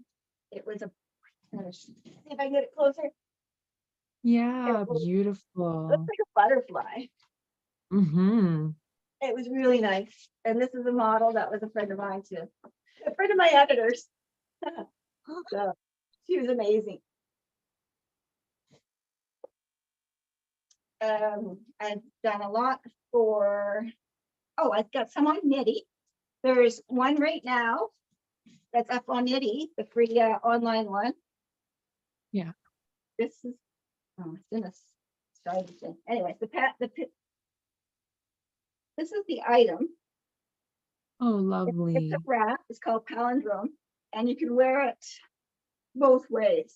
Both ends look the same. Nice. Either Yeah, way. that's the And there's palindrome. the collar that goes with it. If you just make the same thing but shorter, it's a collar. Right. That's the one Oh, my husband is I with. love those cables. Yeah, it's really, they're really carved out. Yeah. Oh, that's delicious. That is in Briggs and Little Tuffy, and this one was in Cascade Eco Plus. Testing my brain. Nice. Previous to that, I was in Knitty with, I think it's one of my most popular ones. Knitty's free. I gotta take my class. Nice. This one my husband wearing, and they called it bottle rocket, and it has a beer pocket. And I have the I garden. love it. Oh, nice. Oh, hold that up. There you go. Bring them on way. I need that. I need to make that sweater for me. And I had an extra thing there. I'm gonna put my coffee in there. Just Yeah, you can put your water bottle or your beer or a flashlight if you're camping. It's a hoodie. So it's the men's hoodie, and you know what? The men's ones seem to do better, like overall. My men's patterns are sell. Women's ones are, maybe there's too much variety to pick from. But that's him modeling and models. let me pause you there and ask you a question about the men's and women's patterns. Because earlier in the week, I had talked to Jessie McKittrick about like the men's and women's sizing. And like, I don't know, did you watch that interview? Yes, I saw most of it. Yeah. Okay. So, because we were talking about the sizing differences and really how it's not really about gender so much as it is about the sizing schematics. Shoulders. I don't know how they hold their arms are a little different. Their armpits and the shoulders. And their neck size too. You know how men buy shirts by their neck size and sleeve length, you know, and we don't, women don't. We buy it for a bust size mostly. So it's a bit tricky that way. But you know what? If the shoulders are raglan without, I guess you can see it, without the seam here, they're going to fit mostly wherever your shoulder is and not look wrong. And a lot of the ones with the yoke styles also will fit and not look wrong, men or women. They just hang a little more. So that's a good one. But if they are like half sleeves or even drop shoulder, they can look a little wrong for women sometimes, because our shoulders are only like 15, 16 inches and end, no matter how big or small you are. Maybe you're 14, maybe you're smaller. There's a lot of petite women that have a very narrow shoulder. But even if you're, I don't know, big, like if you're 6'5" and a woman, your shoulders still aren't that big as a man's would be of the same size. So there is a lot to consider. And the underarms, armholes, really picky men are too. They don't want it to fit. They don't want it to be big here. They don't want it to be too long here. They don't want it to clean their hips, but don't dig in. And in the cuffs, make sure that they just sit right. They hit right there. They don't hit here or here. They want this much space and not too much space. It's like, oh my God, it goes on and on and on. And like, that's why I find it's easier actually to design for men, because I know exactly what they want. If I had the size of measurements, I can get that one. This one was a hat. Take it as a plastic. This hat is free.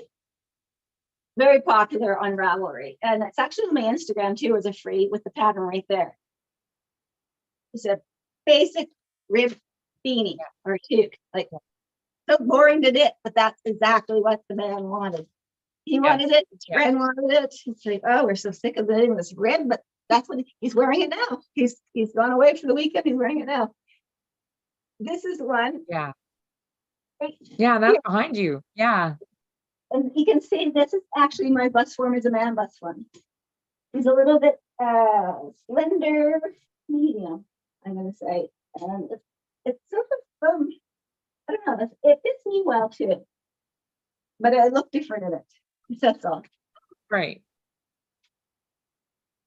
Now, was there other questions getting on with that, or should I keep talking? Oh, sorry. I was like, oh, I interrupted your flow, but it's just kind of fascinating to me, this whole, like the designer's perspective on men and women's design schematics. Yeah, you know, So, one of my best patterns that sells, and I don't have it here because I don't have it. It's been gifted off. And I gift off a lot of my items. It's a men's vest. Plain, V-neck vest, just like professors wear. It has just enough room for a necktie and just enough room for the sleeves to stick out. There's nothing fussy on it at all, and every day it sells. The other one that sells almost every day, and I just don't get it, but that's what people want, plain, I guess, and the man. This one is so old. It's just a top-down raglan. There's no details. I put a cable in the one that I'm wearing. His was just plain, and it was done in, I don't know, Plymouth. I have mine here. Oops, I did mark a new one too, and it's blue, and it's looks just like this, only it's blue. He's wearing it. He took it with him too.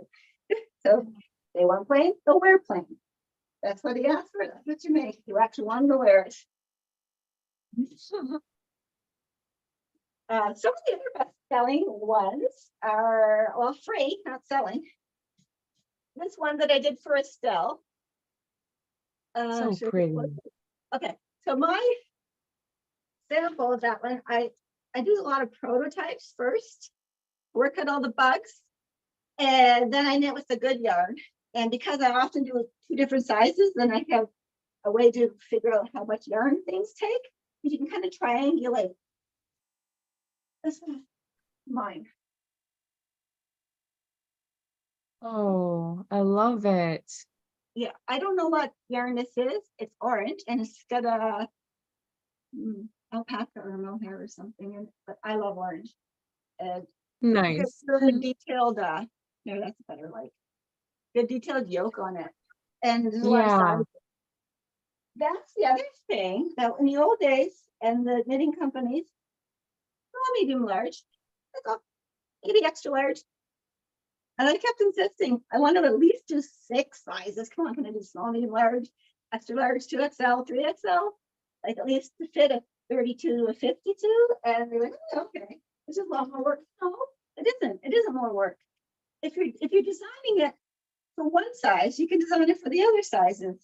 What's hard is Yeah. making it in just 2 or 3 sizes and then going back later and trying to add the sizes. Trying to do the grading after you finish the design is really hard.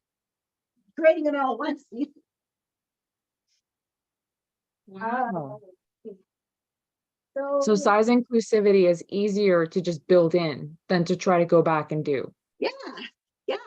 Okay, I'll show you something here. This sweater here is called the Cheer-Up Pullover.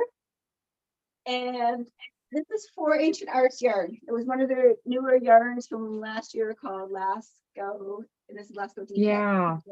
Fine. And this is Lasco Fine, which is the fingering. That's Lasco DK. It also comes in a worsted weight. So Mhm. okay, this is the picture. That one of the pictures that we use. Maybe I'll go closer. Yeah. Okay. Oh, that's so pretty. This I was think my I've actually seen. this is my Oh, drawing lovely. of it. Before this is my idea that I sent into them from my sketchbook. It said, okay, I want to make it green, maybe with some accents of pink, and it's gonna have this thing that goes like that and the cables. And then turned out it looks kind of like that. Yeah. I drawings are pretty good for that. But talking about working in your sizes while you're designing it, that's what my designs look like. I don't design on the computer. I design in the sketchbook old school. And I have all these arrows and numbers and sizes and math and the math sticking in here and the reasons there. And you do so many swatches and so many swatches. Oh my goodness. If you're not good at math, and I'm not good at math, and I'm also not good at writing. There I am. Never thought I'd see the day. And this is another one I did for Ancient Arts. I just took it out of the. Yes, I've seen that one too. Yeah, you see that. That's a favorite too, I think. They're in one of their Mhm. books. This one's called Brindled Pullover. And it was the Lasco Fine, 2 strands held together to make it brindled, which is marled. Right. And I got this one was Ancient Arts, and it's the cowl. Yeah. There, my thing's backwards, so it's hard for me to shape it.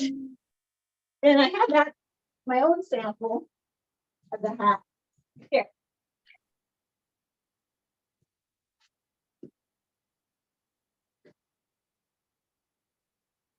That's so cool. And that's not brioche, eh? This is color Yeah. work. Yeah, Color work. just yeah. Two-handed color work is ideal. It's a beigey color, this one with a dark chocolate brown. Obviously, I like animal print. You can see that over and over. Yeah. But it's just, that's the inside. Oh wow. Geez, Michelle, you are so talented. It doesn't take long to make. I mean, for me, it doesn't. If you, oh my gosh, if you don't knit fast, don't be a designer with deadlines. 2 nights, I can make this, I guess. I don't have the cowl, but it's beautiful too. So there's 3 that I have for Ancient Arts. The hat that's on my mannequin is not signed by me, but it's Ancient Arts and it's from the same collection book as Hmm. the other ones. And this is by Duke of Nico, and it's a Matsu hat. Yeah. Oh, that's fun. Yeah, oh, I love it. I had so many leftovers because I designed this and sent it to them. Then I asked if I could make one. And they sent me more yarn. I already had leftovers. Then I had leftovers from this one. So I like to use up every last bit. That's the way I work. It's like Yeah. enough for a hat. This is only like 30 grams and 30 grams. So Oh wow. 50s, you can easily do it. There's more animal print. Actually, this one is Ancient Arts too by chance, but this one I did for myself. Another animal, Oh, that's more like pretty. a snake or something. And this is Shasta Oh, Cat, the gray, beigey one in the background. Yeah, that's lovely.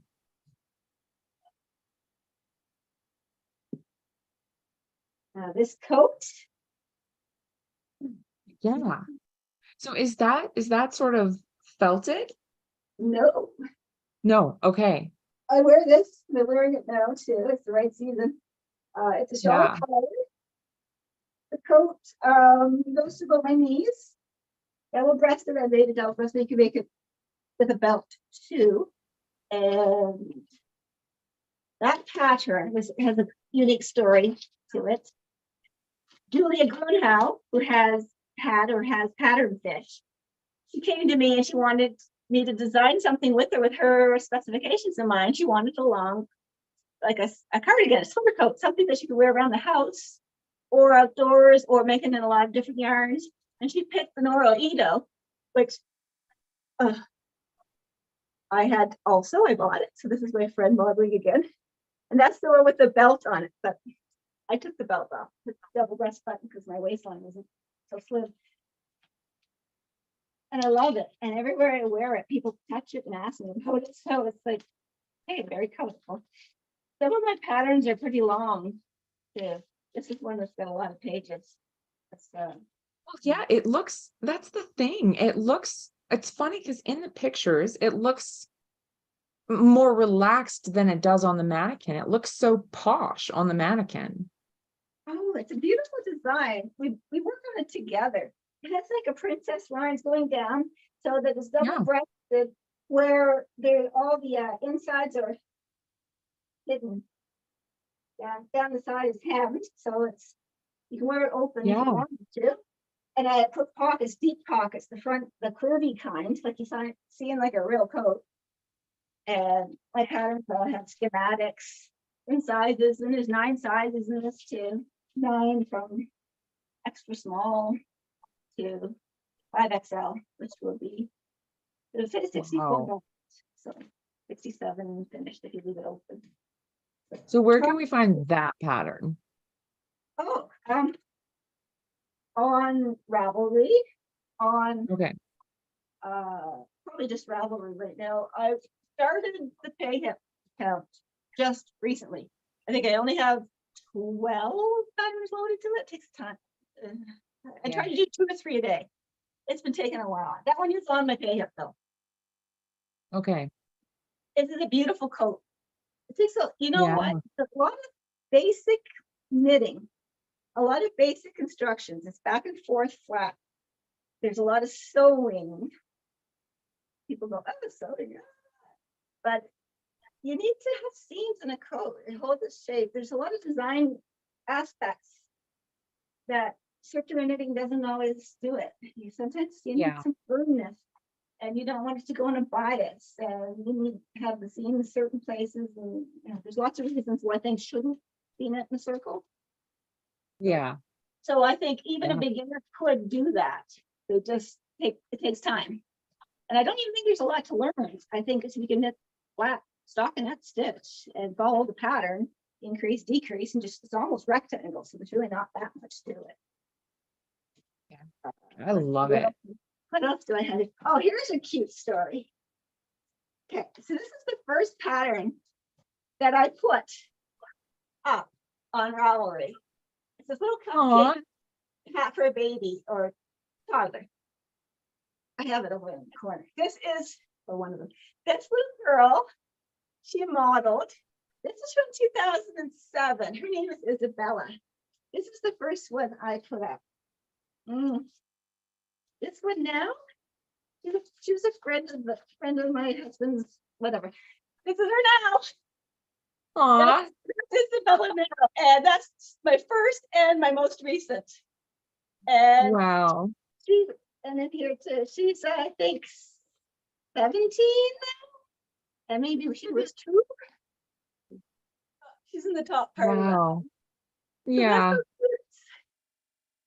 That's another beautiful pattern. Yeah. Oh, and this one is easy as pie. This is for sure beginner. But really, it's that. This is it, and this one. So, oh wow. Okay. It's basically flat knit, 2 pieces only. We're doing I forget what it's called, like a corrugated rib up the middle. It just splits with decreases. You don't have to do any picking up stitches.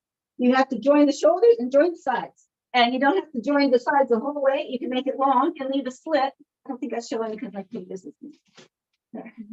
Leave a slit. Or you can just do it, sew it the whole way. Make it like a waistband. Right. Oh yeah, here. This is the one that she was wearing. This is itty bitty size. Yeah. I can totally see my 19-year-old wearing that. Yeah, there's nothing to it. She could, if she knits, she could knit it. And it doesn't even take that long because the kicker is it's a whole bunch of strands of yarn held together to get a chunky weight gauge. So you can go through your stash and find something that will be the right amount of meters. It doesn't take that much. So like 100 to 128 meters if you're using just bulky, but if you're using like 2 DKs or 3 fingering weights, then you would double, triple, and so on. So as long as you have the meters and get the gauge, you need to get the gauge exactly. You can still play with it a little bit to pick up the size that you want. Drop the stuff everywhere. And let's see, what was my best selling one from Diamond? Was this one, hands down. Wow. Or a little collar thing. And it had a What year did that come out? Oh, not written on it. Okay. I'm gonna say 2010, maybe. Okay. I don't think any of them have dates on them, which is probably smart. And that the one I showed you from Mirasol, that one was the best-selling one that I know. That I know of probably. That's this one. Got this weird little drop stitch business. It goes around around in spiral. Yeah, that's pretty. I like that. But it's a summer top. Such a cool design detail. Yeah. I think it's showing, but whatever. Yep, I love it. And so fun. what else? I have a lot of free patterns. I put them up if they're just one size and basically one page, and it didn't take me too long. So I have a lot of free ones there too. Kind of give you a sample or a taste of what I can do. Oh, the one I'm wearing, that's this one, the more mesh tee. I did, I'm in the picture, make myself little. I did one called mesh tee, and it's quite successful. And it's that purse stitch that's very sort of transparent. It's not really see-through, but it's very transparent in general. This one was with just sock yarn alone. And if you're the smallest size, you can get it with 1 ball of sock yarn. Everyone else takes 2. Oh, okay. Yeah, that makes sense. And so this one is called more mesh tee, and this one is with the soft yarn with mohair. So the 2 strands held together. This one is Ancient Arts Yarn Mineral, and the mohair is Crooked Sink or something. Okay. Anyways, it's fingering mohair. So I thought it's kind of cool. Yeah, it's so pretty. 2 versions of the same kind of idea. Oh, I've been in some books. Okay, this hat is from Knit Noro Accessories. There we go. Okay, and I did this hat. Now there's 2 hats in the picture, and they're each different, but they're the same pattern. That's a little story. They sent me so I got accepted to the book. They sent me the yarn. My pattern looked like this, my design idea. And they sent me the yarn in the box with a skein of like stripe variegated that they do, and a plain one, solid. I said, what do I have 2 skeins for? No one was getting back to me from your office. Why did they send me 2 skeins? I didn't get. So I just knit the hat, did it. Because it takes me 1 night or something to do it. So I knit it, and I was going to get ready to send it back. And I said, oh, finally they answered. So what am I supposed to do with this other skein? My swatches or something? I said, oh no, we want you to do the hat with the 2 colors in it. Huh? That's how it works. So I said, well, okay, you mean like one square, one color, one square, the variegated? Yeah, yeah. Okay, well, I already knit the other one, so I guess I'm just throwing that in for free. So there was enough yarn, so I knit it the way they asked for and sent that in. So they got 2 hats for one, and they published the 2 hats, and that's fine with me. It's just like, we're always really specific. Not at all. I'm being very sarcastic. I have something from Knit Simple magazine. It was a throw with these pillows shaped like a seashell and a starfish. Well, I got the message that I was accepted for that magazine. The email went through and they said, oh, we love your cushions. It's just exactly what we were looking for. Great. At the bottom of the email, can you also do a blanket to match? So yes, sure. Like, why not? So they sent the yarn and it was so much yarn, and yeah, I did the blanket sort of to match, just made it up. They didn't even know what I was going to do. They just trusted me that I would do it. And then it was the cushions I stuffed and finished, and the box and the blanket. It was like freaking this big box, and it weighed a lot, and it had to get sent to New York City to the studio and then meet the deadline. It has to go through customs, and it was such a hassle, and it cost so much to send it. And I had to send it express with the tracking number and insure. So I had to add to their invoice the cost of shipping, and they didn't blink, so it was good. Because otherwise, they just assume you're just going to send it. Most people, I think, are in the States already. They don't have the biggest problem as I did. It looks beautiful. They did a great job photographing. I was really thrilled with that. They don't let you proofread either. They don't show you anything that you're going to do. You send in what you've written, your instructions by email. You put the things in the box and you send it up. That's the end of you. So here's a funny story about the Vogue knitting one, if I can find the box. The stuff here. Okay, here it is. Underneath all this stuff. Okay, so Vogue knitting. This was the issue. This is my design in Vogue knitting. Beautiful. It's nice. It's very nice. It looks good in the photograph. It's blue. Yeah. It's done in sugar bush yarn. Probably they're not there. They came away pretty quick. Drizzle and bold. Bold is, they called it a DK, I think. It was a chunky. And drizzle is the mohairy one. Now, okay, that's a nice finished product, but this is how it works. I sent in this proposal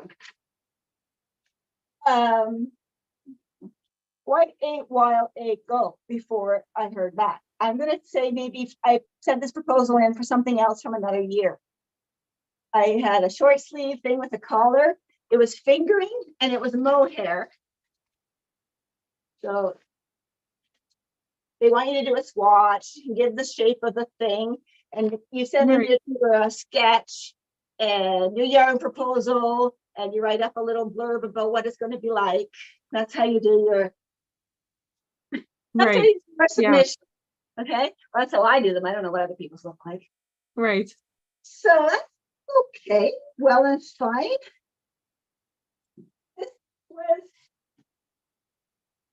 This was what you had envisioned, right? Yeah. So this was my idea. This is actually foolhardy, but so this has got a fingering weight, same color scheme, fingering weight, like a wool, and then the mohair. So there's been a few things like this around now, but this was a few years ago, so maybe I was one of the first. And a collar, and it was short sleeved. Weighs nothing. I made it to myself afterwards. But this is the thing that they wanted. This meant here. I'm going to try to hold her up. Yeah, that sugar bush yarn is not weightless. Yeah. So I got this yarn and I said, what the heck is this? It's not fingering. They call it DK, but it's chunky. I'm telling you, it's 100% merino, one of those super wash ones that's really round. One of those really nice squishy yarns. Different texture entirely. And they're mohair, okay. And then and then the papers that come with it. They give you contracts, and there's this form you have to fill out. Okay, this came and it said, this date was March 29th, 2019. When I'll get paid for it and all this stuff and blah, blah, blah, I signed. And then it says everything is due by May 1st, 2019. So March 29th, May 1st. I had April to do it all with yarn I hadn't even worked with. Not even liked my design. And not only that, they have to have received it for May 1st, not me finish. They have to receive it. So really only 2 weeks. Because they had to get in the mail again and get it to New York City and through customs. And they like to hold things at customs if they look suspicious. Like for some reason, textiles are really interesting to them at customs. They hold things, and that's one of the things with the yarn warehouses too, is when you're getting a shipment in, they can't tell you when it's coming for sure. And that is because customs holds things for as long as they feel like it. And there's no rhyme or reason. When it arrives, it arrives. And then you have to open it and count it. So if you're a store owner and you're waiting on your order because you ran out of something, you keep calling, when's it arriving? When's it arriving? I don't know. Can't say. Get a good idea, but doesn't mean it's true. Yeah. Customs is picky, and especially with textiles. Well, I'm glad it worked out though. I mean, it is beautiful in the Vogue knitting edition though. And you can imagine my surprise when I sent some proposal in, and then like a year later, they said, "Oh, we accept it." You know, what? What did you accept? I had no idea, because I had to remember what it was from when. They didn't even say that. They always say, "Congratulations, your design has been accepted," without any details. But that was Me, I'd have been like, is this spam? Like, you don't know. I think now I would recognize Nora Gone as the editor. If she's signing it herself, I'd recognize it. But then it was just some guy who worked in their office, so I have no idea. Right? You don't really know what you're talking to with. It's messy. But I think they're running it better now, maybe. But that's the other thing too. They don't test it. They have an editor, a really talented editor, that will know if it's going to work or not work. They do the math and check all the math. They make it to their specifications. They do all the graphics. You do not get to proofread. You do not see what it's going to look like. You just type up what you think it's supposed to be like, put it all in the box and send it off and cross your fingers. And then you anxiously wait for the newsstand to see what the magazine looks like, to see what your design looks like. And in Canada, we get them like a month later too. Everyone's in the States. Oh, we got this magazine. I didn't see it yet. It's a little bit hurt, but that's the way it is. Okay, anything else I can show? How are we doing for time? it's about 3:30. So, well, I guess it's 5:30 your time now, but I have a question. Yeah. Davida, have you been to Vogue Knits like live in New York there? So you haven't. I've never been, but I am so looking forward to attending. I don't knit, but your designs are absolutely amazing, Michele. And as Holly was saying, like, I'm sure you've seen them before. I'm like, yes, I remember seeing that in like Michael's in the little rip-off thing. I remember seeing, you're just incredible.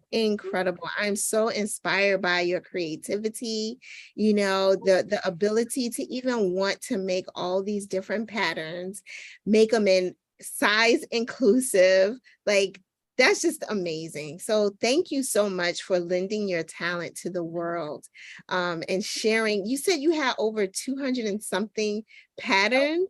270 in Ravelry, 76, I think, in Ravelry now, but I've done just Ravelry. Like I'm sure you have 1,000. Like, I have at least maybe more than 200 sweaters in my house, just in my closet. Samples, a lot of them aren't even my size because I just tested it myself and then I send it to test. I have a few test suitors. That's the other thing too.